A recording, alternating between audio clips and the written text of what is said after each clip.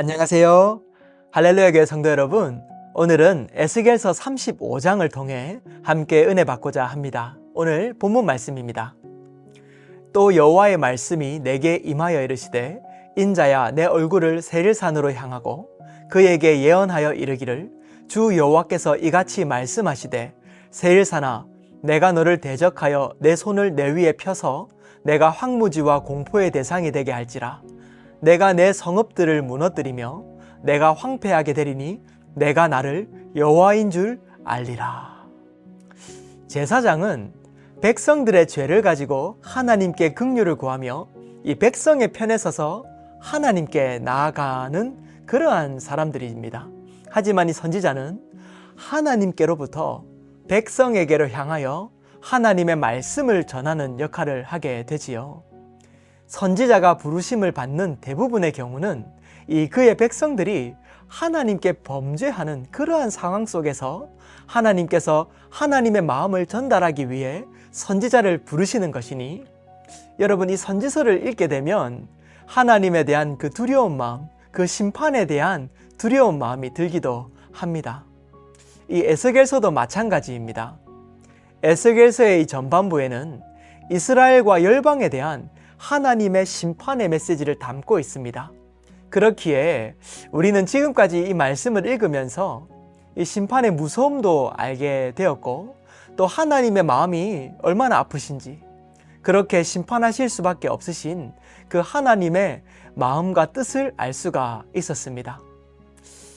하지만 이 하나님께서 궁극적으로 심판을 하시는 이유는 그의 백성이 다시금 하나님께로 돌아와 그들에게 회복을 주기 위한 것이기에, 결국 이 선지서가 담고 있는 것은 회복의 메시지라고 할 수가 있습니다.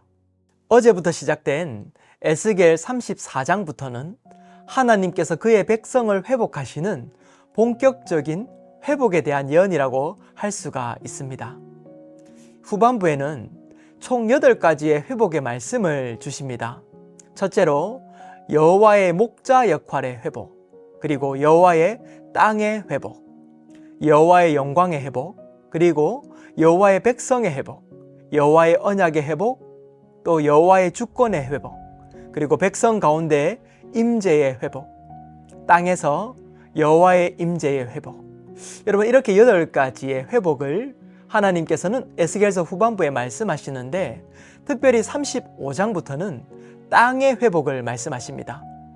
이 땅의 회복의 이 과정 속에서 오늘 본문은 세일산에 대한 심판을 담고 있는 것입니다. 이 세일산은 야곱의 형제였던 이 에서의 후손으로 대표되는 지역입니다. 하나님께서는 이스라엘의 회복을 선언하시면서 이 왜 세일산으로 대표되는 에돔을 심판하시는 것일까요? 오늘 35장에서 그 이유를 2가지로 우리는 알아보기를 원합니다. 첫째로 옛날부터 가진 미움 때문입니다. 5절에 보면 내가 옛날부터 한을 품고 이스라엘 족속의 환난 때 곧 죄악의 마지막 때에 칼의 위력에 그들을 넘겼도다. 이 에돔이 가진 미움, 여기에서 말씀은 옛날부터 품은 한이라고 말씀하시는데, 이 한으로 사용된 히브리어는 에이바입니다. 이 에이바는 반감, 증오, 미움이라는 뜻을 가지고 있습니다.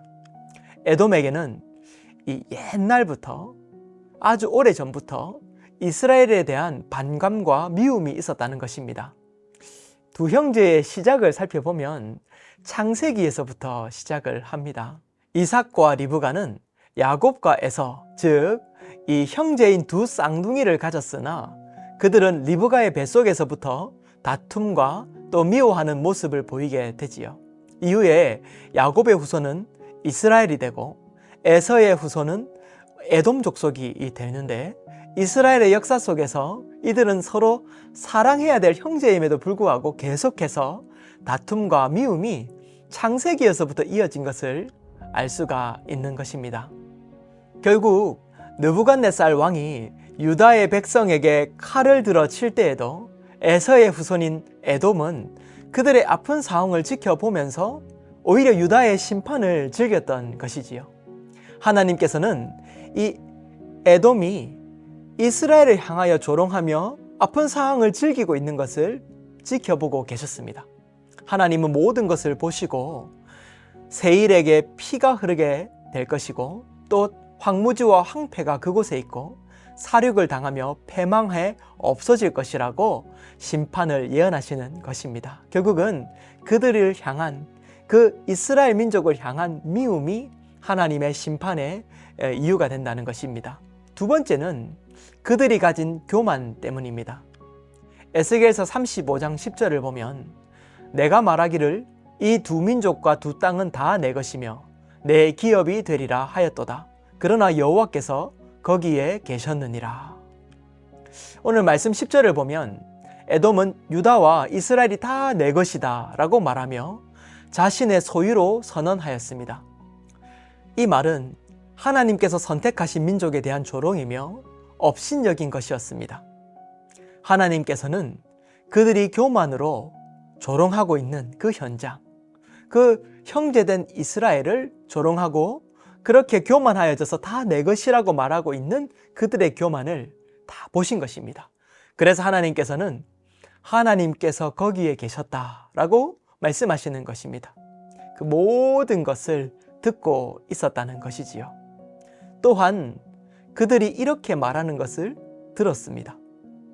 12절과 13절에 보면 내가 이스라엘 산들을 가리켜 말하기를 저 산들이 황폐하였으므로 우리에게 넘겨주어서 삼키게 되었다 하여 욕하는 모든 말을 나 여호와가 들을 줄을 내가 알리로다.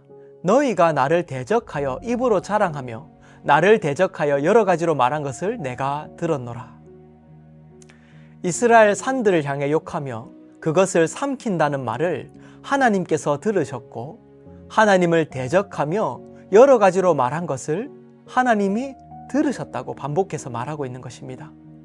그들은 하나님이 유다 백성에게서 떠난 줄 알았습니다.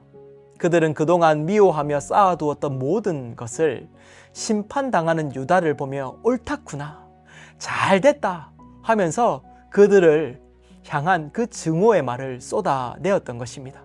그리고 그 땅을 차지하려고 하는 그러한 욕심과 교만함으로 하나님 또한 업신여겼습니다. 하나님께서는 그 심판의 현장에서 그러한 모든 에돔 족속의 말을 듣고 계셨지요.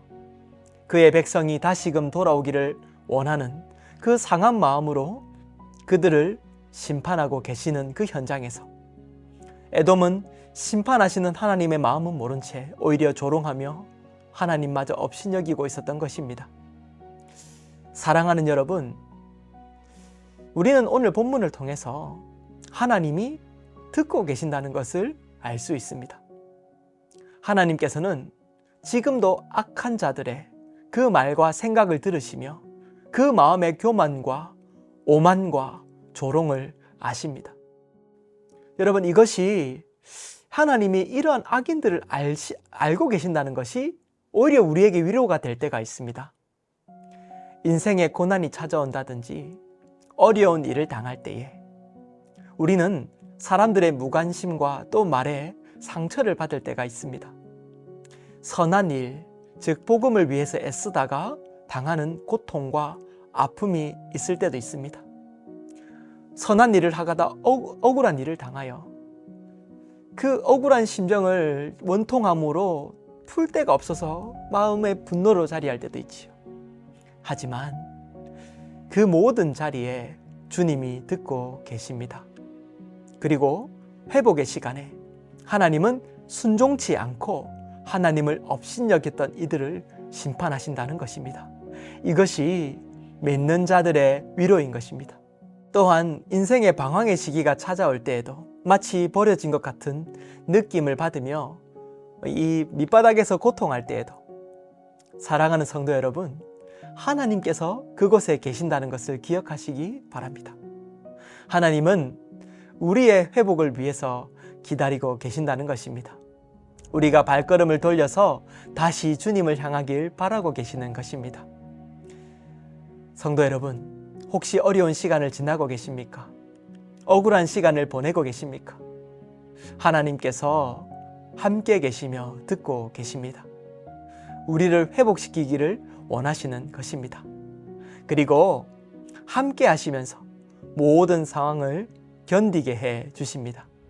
우리 이러한 하나님을 의지하여 우리의 신음을 듣고 계시는 그분 앞에 나아가 오늘도 선하신 분을 의지하고 공의로우신 그분을 의지하여 하나님 앞에 기도하시는 귀한 성도님들 되시기를 축복합니다. 기도하겠습니다. 사랑하는 하나님 아버지, 오늘 에스겔 35장을 통해 우리의 말을 귀담아 들으시는 주님의 은혜를 깨닫게 하시니 감사합니다. 이 땅을 사는 동안 오직 하나님을 의지하는 인생이 되게 하소서. 예수님 이름으로 기도합니다. 아멘.